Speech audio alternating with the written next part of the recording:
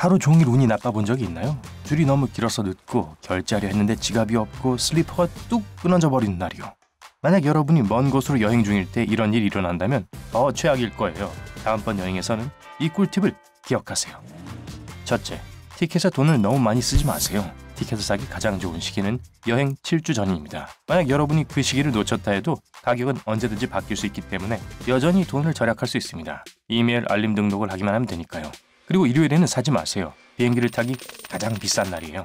새로운 가격이 뜨는 건 화요일이니까 그때가 제일 좋겠죠. 이전에 특정 티켓을 검색한 적이 있는 경우 여행 사이트는 그 데이터를 저장한 다음 이전에 본 것과 비교해 볼 때 더 매력적인 티켓들을 보여줍니다. 하지만 여전히 더 비싸요. 개인정보 보호창을 사용하면 이를 방지하고 검색 중인 사이트에서 쿠키를 숨길 수 있습니다. 최고의 티켓을 샀고 이제 공항에서 탑승구로 돌진하고 있습니다. 보안 검색대에서 대기할 때는 출장을 가는 것 같은 사람들이 줄을 선 곳을 찾아보세요. 분명히 더 자주 비행기를 타기 때문에 더 빨리 보안대를 통과합니다. 비행기가 3시간 연착됐어요. 폰으로 항상 영화를 볼 수 있죠? 핸드폰을 너무 오래 들고 있지 않도록 선글라스로 화면을 받쳐주세요. 핸드폰이 안경의 귀걸이에 완벽하게 맞을 것이고 안경알이 핸드폰을 똑바로 잡아줄 겁니다. 비행기에 타고 있는데 승무원들이 여러분에게 별 신경을 쓰지 않는 것 같다고요? 뒷자리를 예약했나요? 그랬어야 해요. 뒷좌석은 객실 승무원들이 기다리는 곳과 가까우므로 가장 빠르게 서비스를 받을 수 있습니다. 항공사에서 기내 영화를 제공하지 않는 경우 휴대폰을 지퍼백에 넣고 테이블을 닫아주세요. 짜잔! 직접 만든 핸즈프리 스크린이 완성되었습니다. 장거리 비행 중에 어지러워진 적이 있나요? 그건 압력이 혈액을 뇌에서 멀리 보내고 다리로 모이게 만들기 때문입니다. 이를 방지하기 위해선 압박 양말을 신으세요. 그리고 테니스공 챙기는 것도 잊지 마세요. 중거리 비행에서는 마사지가 꼭 필요한데요. 이때 공을 발 밑이나 등에 굴릴 수 있습니다. 수백 명의 사람들을 금속 튜브에 밀어넣는 것은 세균을 퍼뜨리는 훌륭한 방법입니다. 비록 여러분과 같은 열에 있는 사람이 기침이나 재채기를 하는 사람이 없다고 하더라도 안전하지 않을지 모르죠. 트레이, 호출 버튼, 화장실 문 같은 표면을 비행과 비행 사이에 항상 닦지는 않을 테니까요.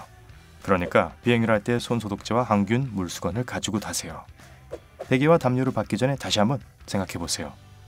항공사들은 베개와 담요를 되게 깨끗하게 유지하려고 노력하지만 비행과 비행 사이에 이를 세척할 시간은 없습니다. 개인용 베개와 담요를 가져오는 걸 고려해 보세요. 다른 사람 비듬에 머리를 기대고 싶지 않다면 말이죠.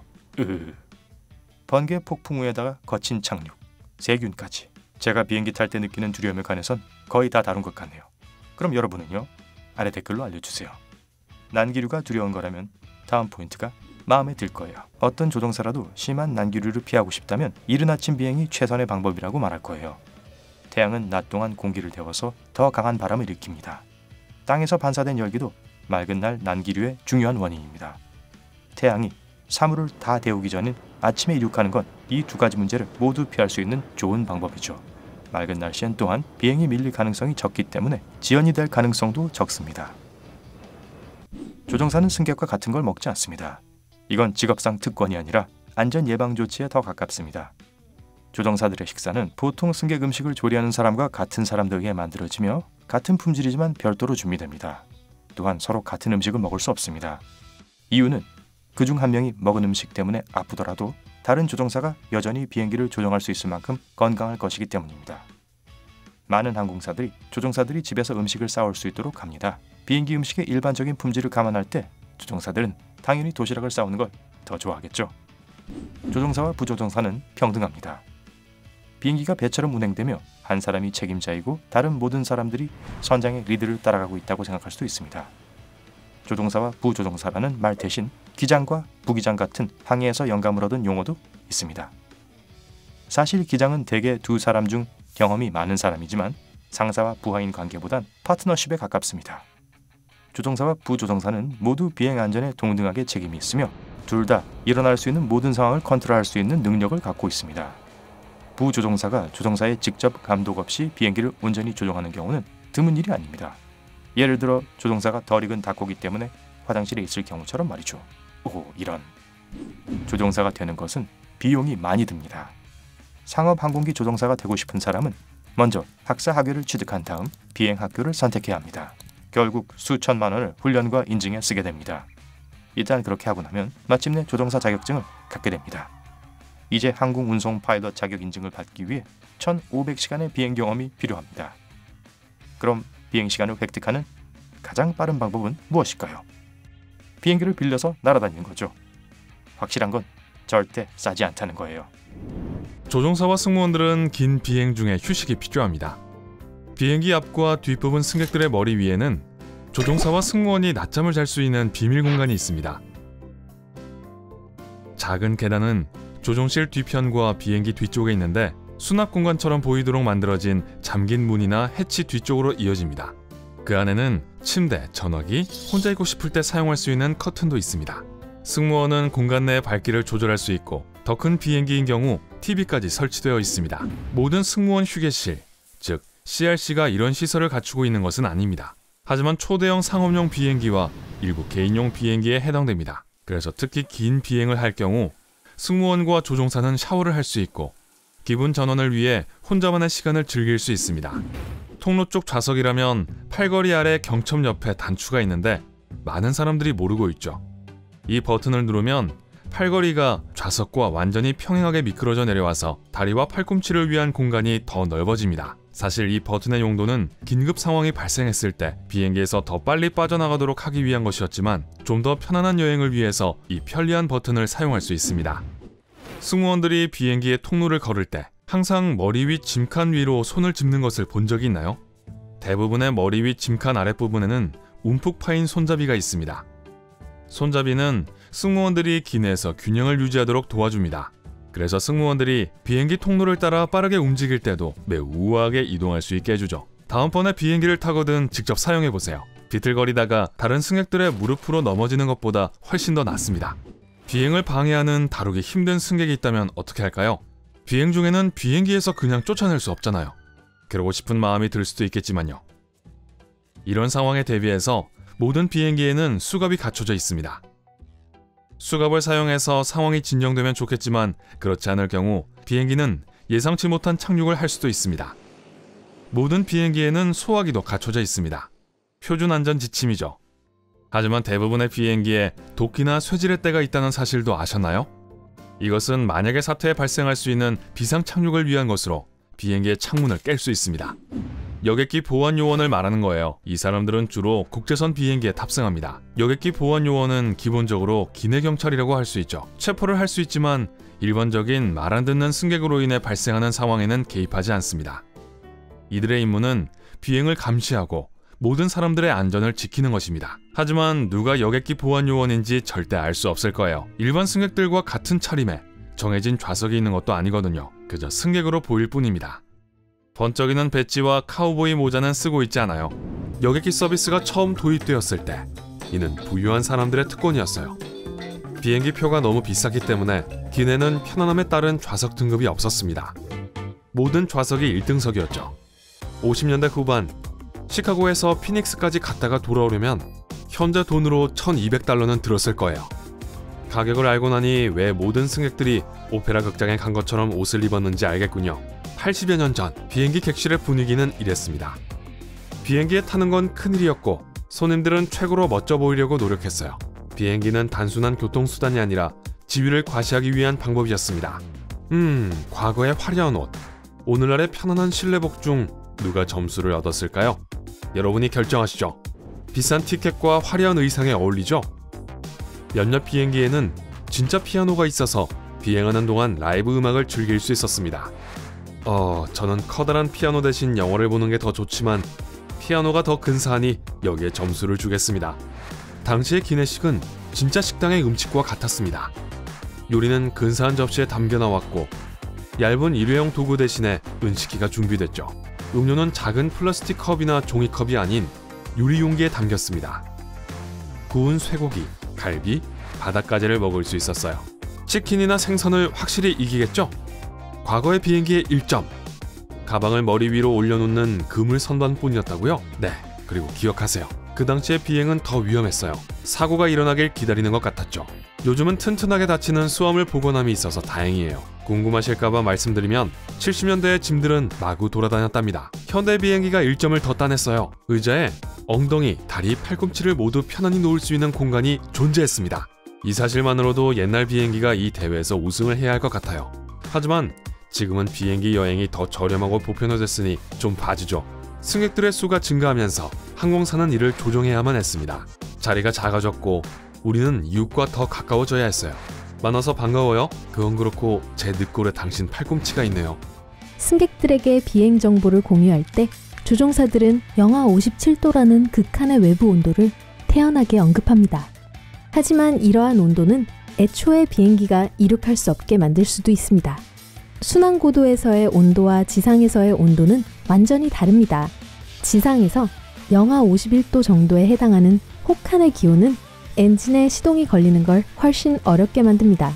게다가 비행기 및 활주로를 녹이는 것과 영하의 기온에서 유지보수하는 인력의 안전을 보장하는 것을 고려해보면 뭐가 문제인지는 명백해집니다. 엔진 하나가 고장나더라도 비행기는 5시간 이상 안전하게 비행할 수 있습니다. 비록 연료 효율도 떨어지고 순환 고도에서 서서히 하강하게 되겠지만 말이에요.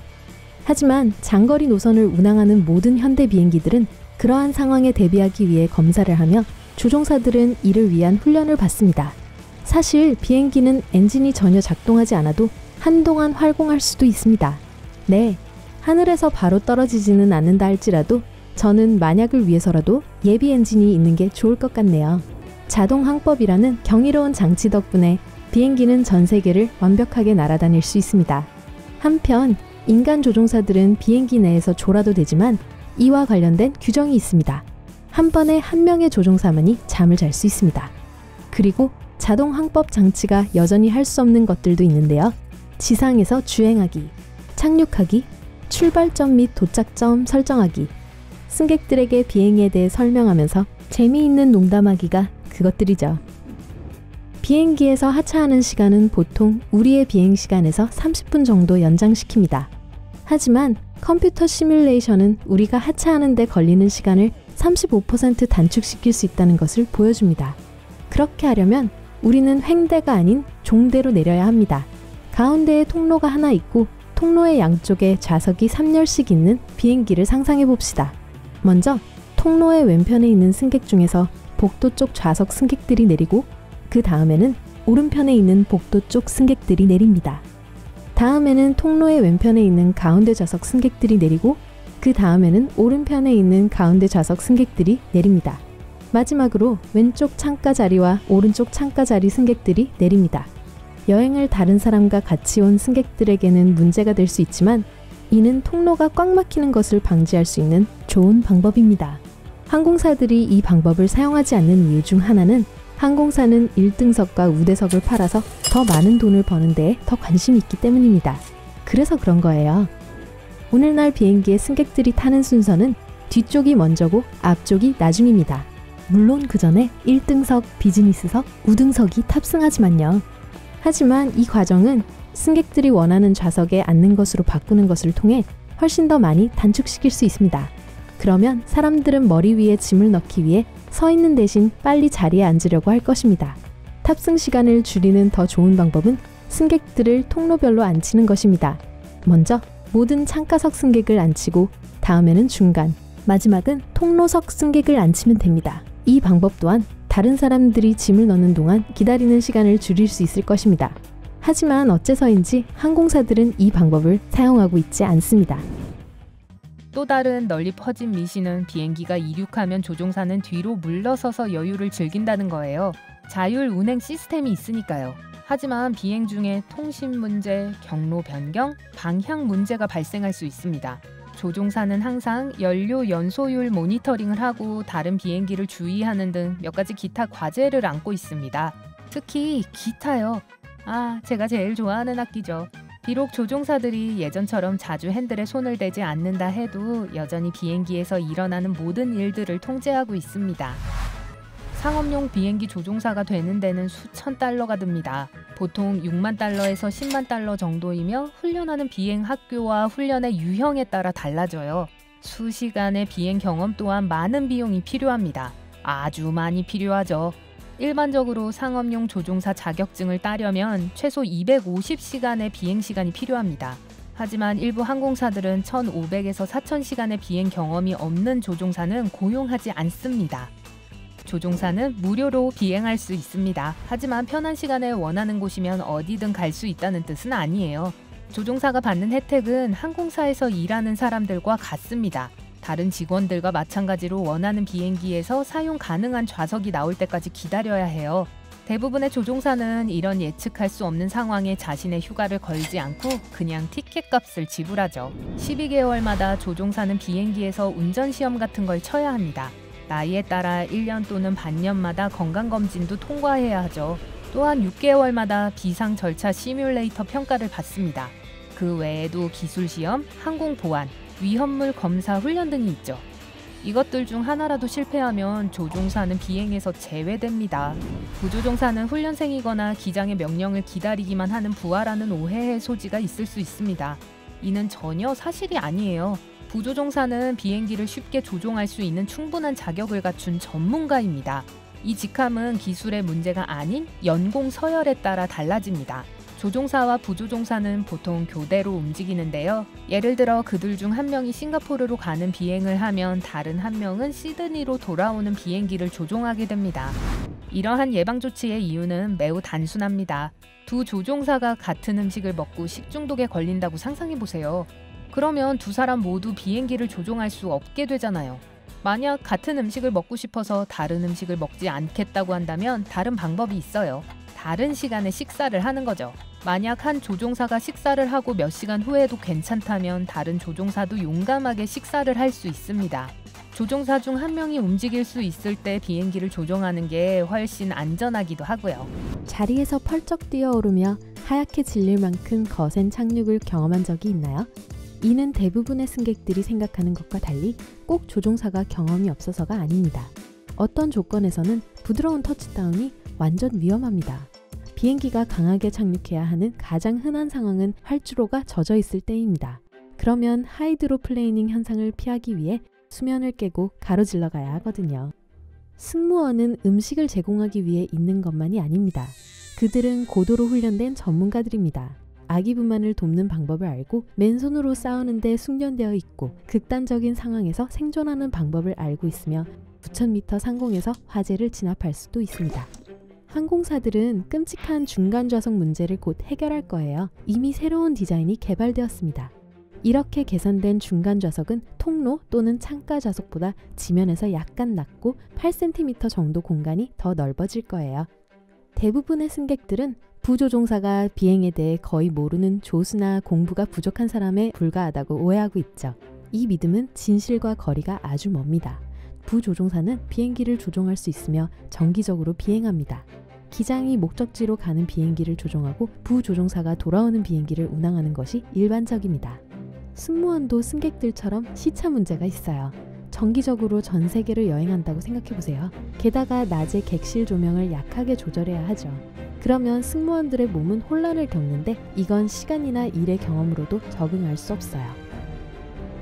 비행기 제조업체는 객실을 더 크고 넓게 보이게 하기 위해 특별한 트릭을 사용합니다. 예를 들어 벽은 빛을 반사하는 특별한 구조를 가지고 있습니다.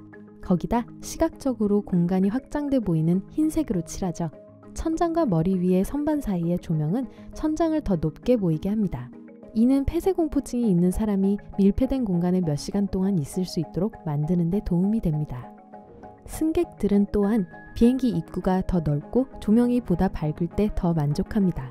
연구에 따르면 이런 경우에 승객들은 식사가 더 맛있고 좌석이 더 넓다고 확신합니다. 그저 주변 환경만 다른 것에 불과한데 말이죠. 조종사들은 비행 공포가 있는 사람들에게 객실 가운데 자리를 고르라고 충고합니다. 난류가 발생하면 객실 앞쪽과 뒷부분에 가장 큰 영향을 미칩니다. 날개가 있는 중간 부분은 그렇게 많이 흔들리지 않습니다. 시소를 생각해보세요. 비상 상황이 아닌데 비상 미끄럼틀을 펴는 것은 매우 좋지 않은 생각입니다. 그러면 비행이 1시간 지연될 뿐만 아니라 항공사가 멀쩡한 슬라이드를 컨테이너에 다시 넣는데 수천 달러의 비용이 들 수 있습니다. 도대체 누가 그런 짓을 하겠어요? 비행기에서 더 빨리 내려야 해서요? 하지만 이런 식으로는 안 된다는 걸 명심하세요. 조종사가 되고 싶다면 끝없는 실습과 시험 준비에 만전을 기해야 합니다. 조종사들은 6에서 8개월마다 자신의 기술을 점검받습니다. 시뮬레이터에 들어가 온갖 비상 상황에 대비한 연습도 해야 합니다. 그 후 심사관이 그들을 평가하죠. 안전검사와 기술검사, 그리고 건강검진도 규칙적으로 하고 중요하게 생각합니다. 조종을 방해할 수도 있어서 그렇다네요.